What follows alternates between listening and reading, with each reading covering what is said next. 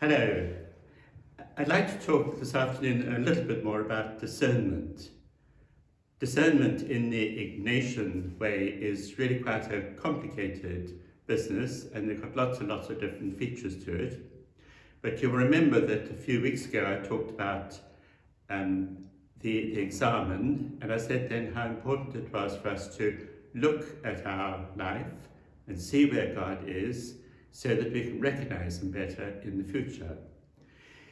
It's really good to look at the important moments in our life, the moments that really changed our lives, even though they might be quite a long time ago, and think again about what God was doing at that time. So I thought that I would tell you a little bit about my life, and then you can see if that helps you to think about your own life. People sometimes ask me, why did I join the Community of the Resurrection? Well, when I was 18 and living in Harare in Zimbabwe, I went to confession on Christmas, just before Christmas one year, and the priest who heard my confession told me afterwards, go and visit the Community of the Resurrection at St. Augustine's, Penanonga. Now, I had never heard of the Community of the Resurrection or St. Augustine's, but I did what I was told. A friend and I borrowed his mother's car and we drove down to St. Augustine's, about 150 miles from Harare. It was an amazing experience for me because St. Augustine's is up in the mountain area of Zimbabwe. It's an old mission situated on the side of a mountain with mountains all around.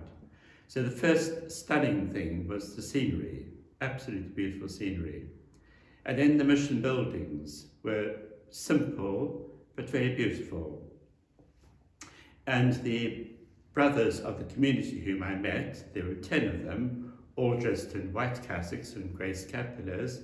And when I was only 18, I just thought I'd died and gone to heaven. These amazingly good and wonderful people. And we had a wonderful week with them, and it changed my life. How did it change my life? Well, I was a city boy, and I really didn't know much about the country. So living even for a week in a rural area like that was a completely new experience for me. And I've tried to do that as often as I can ever since. Secondly, as a white boy growing up in a racist society, I had never really met Africans properly before, only our servants. And so it was wonderful to find myself in this mission where almost everyone was black.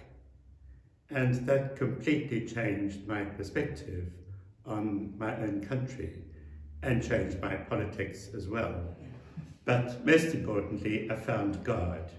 I found a sense of the presence of God, a desire to pray, a sense that when I did pray in church, God was there listening to me. And that's what made me decide I wanted to join this Community of the Resurrection. It wasn't easy doing that. I had to leave my family, my home country, and it took me 12 years actually to get into the community here. So I didn't exactly rush it. But now that I've got here, I'm really grateful that I had that experience that called me into the Community of the Resurrection. When I look back, I find myself thinking about particular graces that God has given me. One is quite simply, I am so glad God gave me this opportunity.